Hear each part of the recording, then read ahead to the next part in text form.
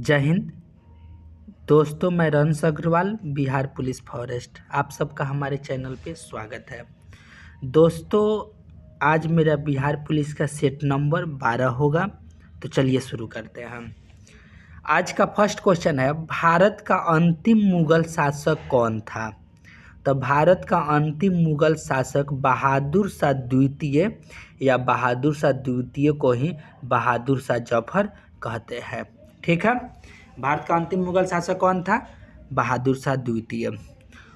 और भारत का प्रथम मुगल शासक यानी मुगल वंश की स्थापना बाबर ने 21 अप्रैल 1526 को पानीपत के प्रथम युद्ध में लोदी वंश के अंतिम राजा इब्राहिम लोदी को पराजित करके मुगल वंश की स्थापना की थी। ठीक है। अच्छा, ये जो बहादुर शाह जफर हैं, जो मुगल वंश के सबसे अंतिम राजा थे, ये 1857 का जो सिपाही विद्रोह था उसमें सिपाहियों का ये नेतृत्व कर रहे थे। और जैसा कि हम सब जानते हैं, इसमें सिपाहियों की हार हो गई थी, इसलिए इनको बंदी बना के अंग्रेजों ने रंगून भेज दिया, जहाँ पे 1862 में इनकी मृत्यु हो जाती है। एक बहुत बड़े शायर भी थे, तो ये मरते जब ये मर रहे थे, जैसे कि मान लेते हैं जब आदमी मरने के कगार पे आता है, तो उसमें ये बात बोले थे जे साला ये जमाना भी कैसा है, जे भारत के बादशाह को एक गज जमीन भी नहीं मिली मिट्टी में दफनाने के लिए। मैंने ये अपने आप को जे हम यहीं पे मरेंगे तो हमको यहीं ना दफनाया जाएगा, तो इनको भारत भी नहीं लाया गया। ठीक है, चलिए। शाहजहाँ जो थे ये भी मुगल वंश के राजा थे। ठीक है, मुगल वंश में ये ताजमहल वगैरह बनवाए थे। मोहम्मद शाह को रंगीला बादशाह बोला जाता है, बाबर के बारे में बता ही दिए। ठीक है, अगर हम मुगल वंश के राजाओं के बारे में बात करें तो बाबर, हुमायूं, अकबर, जहांगीर, शाहजहाँ, औरंगजेब, बहादुर शाह प्रथम, जहांदार शाह, फर्रुखसियर, रफ़ी-उद-दर्जात, रफ़ी-उद-दौला, मोहम्मद शाह, अहमद शाह, आलमगीर द्वितीय, शाहजहाँ तृतीय, शाह आलम द्वितीय, अकबर द्वितीय एंड बहादुर शाह द्वितीय। तो ये सारे राजाए जो हुए मुगल वंश में। ठीक है, चलिए आगे बढ़ते हैं। देखिए, हमारे पढ़ाने का अगर तरीका अच्छा लगे ना, तो प्लीज़ हमारे चैनल को लाइक शेयर सब्सक्राइब जरूर कर दीजिएगा। आप लोग के लिए बहुत मेहनत करते हैं ड्यूटी के साथ में बनाना। चलिए आगे बढ़ते हैं। नेक्स्ट मेरा क्वेश्चन है, भारतीय संविधान सभा के प्रारूप समिति के अध्यक्ष कौन थे? तो भारतीय संविधान सभा के प्रारूप समिति यानी प्रारूप ड्राफ्टिंग कमेटी जो था, उसके अध्यक्ष भीमराव अंबेडकर जी थे। कौन थे? भीमराव अंबेडकर थे।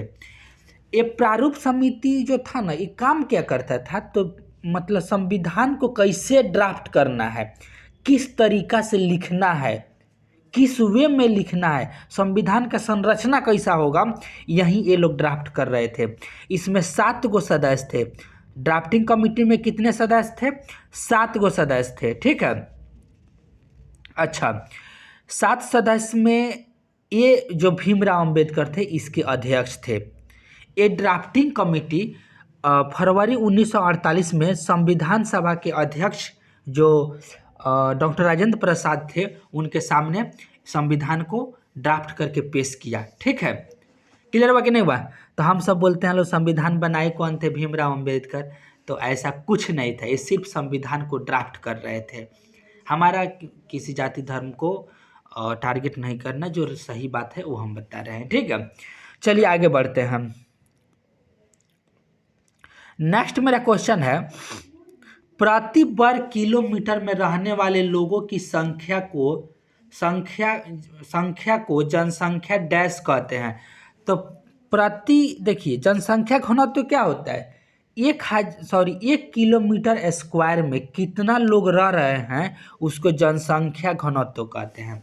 क्या बोलते हैं? जनसंख्या घनत्व बोलते हैं।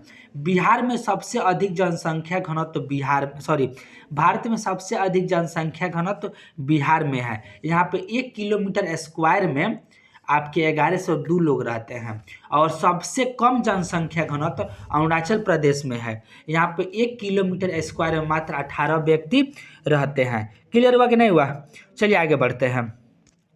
नेक्स्ट मेरा क्वेश्चन है 4 नंबर, कौन सा राज्य ताड़ी विरोधी आंदोलन से जुड़ा हुआ है? तो ताड़ी विरोधी आंदोलन से जुड़ने वाला जो राज्य था वो आंध्र प्रदेश था। हम लोग क्लास 10th के जो क्या बोलते हैं पॉलिटी था उसमें एक क्वेश्चन था, ठीक है। तो ताड़ी विरोधी आंदोलन किससे संबंधित है? आंध्र प्रदेश थे। आंध्र प्रदेश से। ये कब शुरू होता है? 1992 में। 1992 में, ठीक है। आंध्र प्रदेश के नेल्लौर जिला से। कहाँ से? आंध्र प्रदेश के नेल्लौर जिला से। क्लियर हुआ कि नहीं हुआ? समझ में आ गया ना? चलिए आगे बढ़ते हैं। नेक्स्ट मेरा क्वेश्चन है एक मिनट। नेक्स्ट मेरा क्वेश्चन है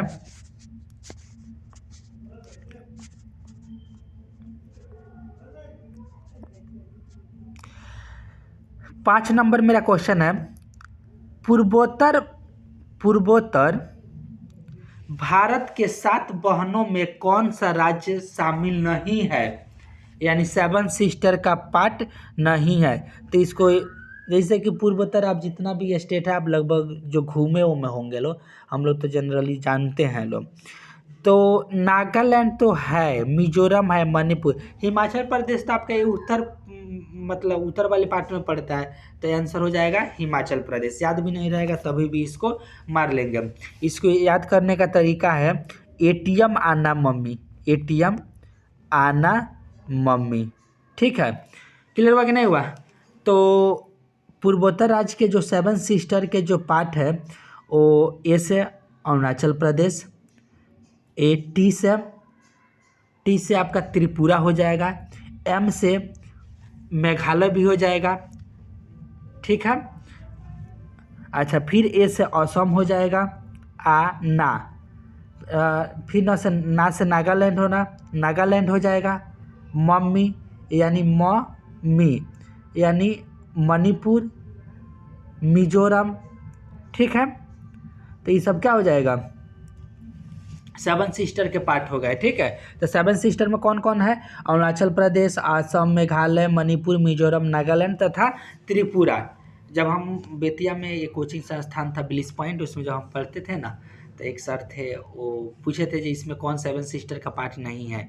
उसमें ऑप्शन में सिक्किम था। तो हमको लग रहा था कि सिक्किम है, हम ऐसे ही बोले सर सिक्किम, और ऑप्शन नहीं देखे। तो मेरे लिए क्लैप भी हुआ था क्लास में, अभी भी वो चीज़ याद है, ठीक है। चलिए आगे बढ़ते हैं। नेक्स्ट मेरा क्वेश्चन है भारत के नियंत्रक एवं महालेखा परीक्षक, इसके पहले वाले भी वीडियो में बताए थे, कैग, कंट्रोलर ऑडिटर जनरल, ठीक है। कैग की नियुक्ति कौन करते हैं? तो महामहिम राष्ट्रपति करते हैं। एक कैग की नियुक्ति भारतीय संविधान के अनुच्छेद 148 में बताया गया है कि वो कैग होंगे तथा उनकी नियुक्ति राष्ट्रपति महोदय करेंगे। क्लियर हुआ कि नहीं हुआ? समझ में आ गया ना? चलिए आगे बढ़ते हैं। नेक्स्ट मेरा क्वेश्चन है, सार्क का सबसे बड़ा देश कौन सा है? तो सार्क का सबसे बड़ा देश आपका भारत है। कौन है? भारत है। तो इसके बारे में हम बताएं, सार्क के बारे में, south Asian association for regional cooperation, ठीक है। इसके जो मेंबर है वो 8 देश, इसके 8 मेंबर है, ठीक है। हमारे जो देश के पड़ोसी, हमारे भारत के जो पड़ोसी देश है लगभग यही इसके मेंबर है। समझ में आ रहा है ना? तो हमारे जैसे पड़ोसी, इसका मेंबर हो जाएगा भारत, हो जाएगा पाकिस्तान, हो जाएगा। पहले इस तरह याद कीजिए, हमारे पड़ोसी में भारत, पाकिस्तान, अफगानिस्तान, बांग्लादेश, श्रीलंका, भूटान भी है, भूटान, ठीक है। नेपाल छोड़ दिए, नेपाल, और एगो इसमें याद करने वाला चीज़ है मालदीव, ठीक है। तो मालदीव हमारा भी पड़ोसी देश है। तो इसलिए सार्क के सार्क में सबसे बड़ा देश कौन सा है? भारत। और इसके कितने सदस्य हैं? तो 8।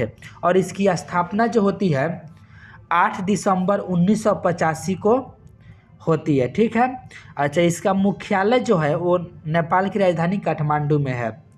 क्लियर हुआ कि नहीं हुआ? चलिए आगे बढ़ते हैं। नेक्स्ट मेरा क्वेश्चन है, वायुमंडल की कौन सी परत, लेयर मतलब परत, का उपयोग दूर संचार के लिए किया जाता है? तो दूर संचार के लिए हम लोग किस मंडल का उपयोग करेंगे? आयन मंडल का। इसमें आयन लिखा हुआ, आयन मंडल। कौन? आयन मंडल। सबसे पहले हमारा जो वायुमंडल है वो 5 परतों में बटा हुआ है। क्षोभ मंडल, समताप मंडल, मध्य मंडल, आयन मंडल और बहिर्मंडल। क्लियर हुआ कि नहीं हुआ? चलिए आगे बढ़ते हैं। जितना भी मौसम संबंधी घटना होगा सब क्षोभ मंडल में होगा। हवाई जहाज समताप मंडल में चलता है, और जितना भी रेडियो वेव्स होगा वो आयन मंडल, आयोनाइज्ड जो होगा वो आयन मंडल में होगा। क्लियर हुआ कि नहीं हुआ? चलिए आगे बढ़ते हैं। देखिए दोस्तों, अगर मेरा पढ़ाने का तरीका अच्छा लगे ना तो प्लीज़ चैनल को लाइक शेयर और सब्सक्राइब जरूर कीजिएगा। अरे हमसे 400-500 भी विद्यार्थी जुड़ जाएंगे तो हम बहुत आगे बढ़ जाएंगे। दूसरी बात है, मान लीजिए ऐसा कुछ नहीं होता है तो भाई हम अपने रिकॉर्डेड वीडियो को हम ही पढ़ लेंगे, क्या दिक्कत है? मेरा तो रिवीजन होगा ना। भाई सिपाही हूँ, आत्मनिर्भर हूँ। ठीक है। चलिए आगे बढ़ते हैं हम। गौतम बुद्ध को कहाँ ज्ञान की प्राप्ति हुआ था? तो गौतम बुद्ध को बोध गया में ज्ञान की प्राप्ति हुआ था। कहाँ हुआ था? बोध गया में। क्लियर हुआ कि नहीं हुआ? गौतम बुद्ध को ज्ञान की प्राप्ति कहाँ हुई थी? बोध गया में। ठीक है। अच्छा, इनका जो जन्म होता है गौतम बुद्ध जी का, तो गौतम बुद्ध का जो जन्म होता है वो 563 ईस्वी पूर्व में हुआ था। कब हुआ था? 563 ईस्वी पूर्व में। 563 ईस्वी पूर्व लुम्बिनी नेपाल में हुआ था। ठीक है। अच्छा, इसके जस्ट 35 साल बाद इनको ज्ञान की प्राप्ति हुई थी। निरंजना नदी को फाल्गु नदी जो बिहार में है उसके किनारे पीपल के वृक्ष के नीचे इनको ज्ञान की प्राप्ति हुई थी। ठीक है।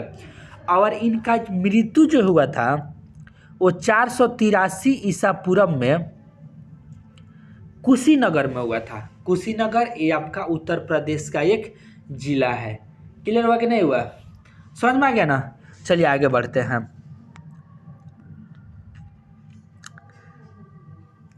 जिला के ऐसे प्रांत करके है जो आई थिंक देवरिया जिला में पड़ता है। ठीक है। चलिए आगे बढ़ते हैं। नेक्स्ट है मेरा, मगध के किस प्रारंभिक शासक की गद्दी के लिए उसके पुत्र ने हत्या कर दी थी?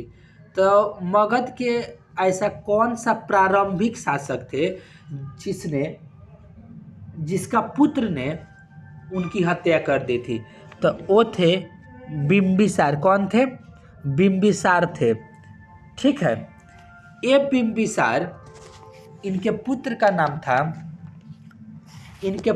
नाम था अजातशत्रु। क्या नाम था? अजातशत्रु। तो ये अजातशत्रु गद्दी पाने के लिए यानी राजा बनने के लिए अपने पिताजी यानी बिम्बिसार की हत्या कर देते हैं। ठीक है। क्लियर हुआ कि नहीं हुआ? ये जो बिम्बिसार हर्यक वंश के संस्थापक थे। हर्यक वंश की स्थापना 544 ईसा पूर्व में होती है। क्लियर हुआ कि नहीं हुआ? लेकिन संजोग से ये अजातशत्रु के जो पुत्र होते हैं उदयीन, वो इनकी हत्या कर देते हैं गद्दी पाने के लिए। समझ में आ रहा है ना? चलिए आगे बढ़ते हैं। नेक्स्ट मेरा क्वेश्चन है, निम्न में से किसका पीएच मान 7 है? पीएच का full form potential of hydrogen होता है, यानी हाइड्रोजन की शक्ति। इसका पीएच का निर्धारण सोरेनसन नामक एक वैज्ञानिक किए थे। ठीक है। कोई चीज अगर प्योर है, शुद्ध पानी, इसका पीएच कितना होता है? 7 होता है। सॉरी, उदासीन विलयन जो होता है उसका भी पीएच 7 होता है। ठीक है। तो इसमें ऑप्शन तो दोनों आ गया,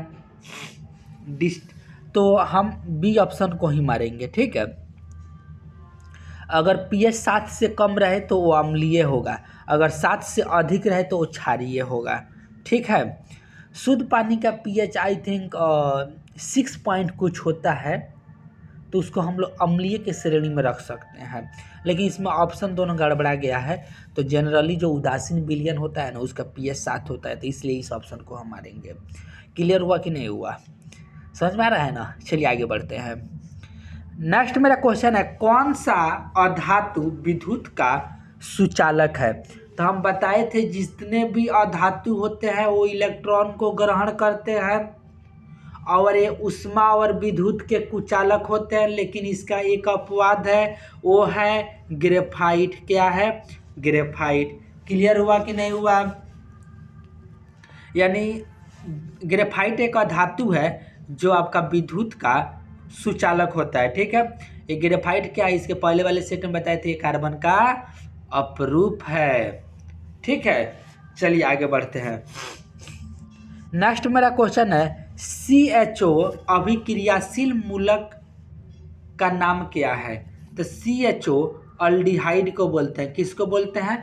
अल्डिहाइड को बोलते हैं। ये अभिक्रियाशील मूलक क्या है? तो अभिक्रियाशील मूलक वह समूह है, वह ग्रुप है जो किसी तत्व, जिस पर किसी तत्व का रासायनिक गुण निर्भर करता है। मतलब नहीं समझे? मतलब वह समूह जिस पर किसी तत्व का रासायनिक गुण निर्भर करे उसे अभिक्रियाशील मूलक कहते हैं, या क्रियात्मक मूलक कहते हैं, फंक्शनल ग्रुप बोलते हैं। ईथर का अभिक्रियाशील मूलक आपका होता है ROR-। ठीक है। ये R आपका क्या है? R क्या है? ये R आपका अल्कोहल को इंडिकेट करता है। ठीक है। चलिए, अम्ल का जो अभिक्रियाशील मूलक होता है CH3COOH। ठीक है। तो अभिक्रियाशील मूलक अम्ल का क्या हो जाएगा? COOH। कीटोन का C डबल बॉन्ड O होता है। क्लियर हुआ कि नहीं हुआ? चलिए आगे बढ़ते हैं, क्लास 10 तो पढ़े होंगे लोग। साइट्रिक अम्ल किस में होता है? तो साइट्रिक अम्ल नींबू में होता है। किस में होता है? नींबू में होता है। इमली में टार्टरिक एसिड होता है। दूध में आपका मौलिक एसिड, दूध में आपका लैक्टिक एसिड होता है। सेव में आपका मौलिक एसिड होता है। क्लियर हुआ कि नहीं हुआ? चलिए आगे बढ़ते हैं। नेक्स्ट मेरा क्वेश्चन है, विद्युत चुंबकीय प्रेरण की खोज किसने की थी? तो माइकल फैराडे ने। किसने की थी? माइकल फैराडे ने। कौन किए थे? Michael Faraday. विद्युत चुंबकीय प्रेरण की खोज किसने की थी? माइकल फैराडे ने।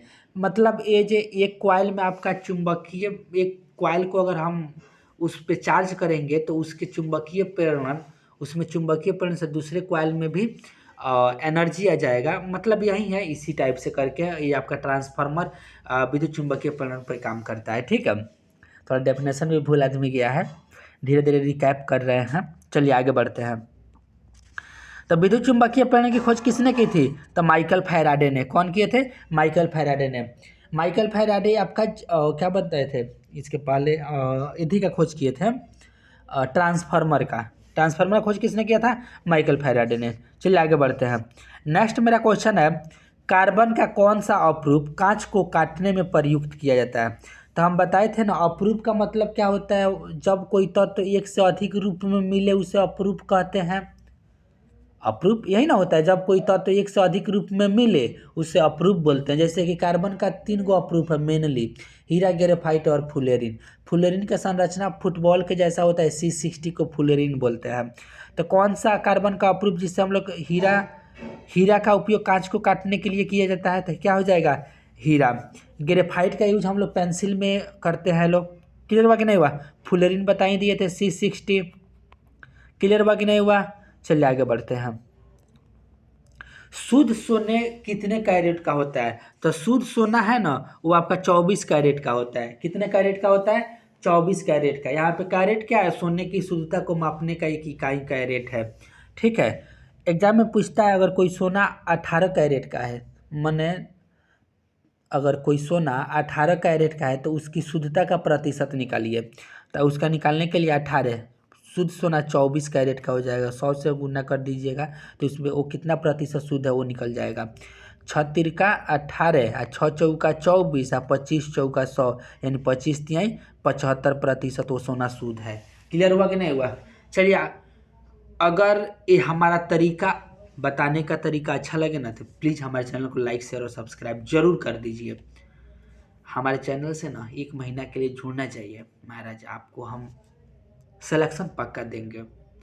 अरे सिलेक्शन होना ना होना तो ये अलग बात है, हम मेहनत करेंगे तो ज़रूर सिलेक्शन होगा। अगर हमको आता है ना, अगर कोई विद्यार्थी पढ़ने में तेज है तो उसका सिलेक्शन एक ना एक दिन ज़रूर होगा। ठीक है, इतना तो दिमाग में बैठा कर रखिए।